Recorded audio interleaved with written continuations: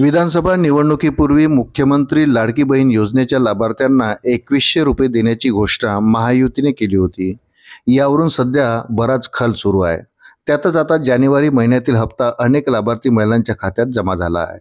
तसंच उर्वरित लाभार्थ्याच्या खात्यात येत्या 2 दिवसात जमा होणार आहे. पैसे खात्यात जमा झाले आहेत किंवा नाहीत हे कसं चेक करावं ते जाणून घ्यायचं.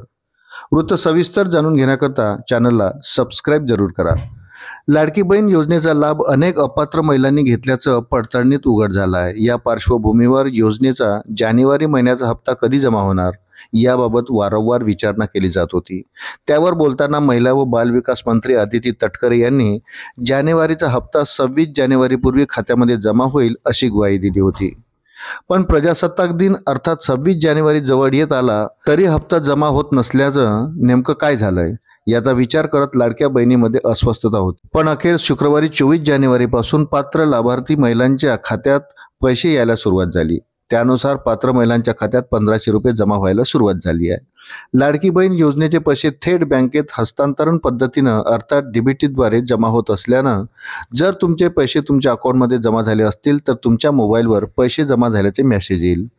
जर मेसेज आला नसेल तर तुमच्या बँकेच्या ॲपमध्ये जाऊन तिथे डिटेल्स या ऑप्शनवर क्लिक करून खात्यात पैसे जमा झाले का हे तुम्हाला चेक करता येईल. तसंच तुम्ही बँकेत जाऊन देखील पैसे आलेत की नाही ते चेक करू शकतात. मंत्री अदिती तटकरे यांनी 2 दिवसापूर्वी पत्रकार परिषदेत लाडकी बहीण योजनेचे पैसे 2100 रुपये करण्याबाबतचं महत्त्वाचं भाष्य केलं होतं. येत्या अर्थसंकल्पीय अधिवेशनात या योजनेचा हप्ता 1500 वरून 2100 रुपये करण्याची शिफारस केली जाईल.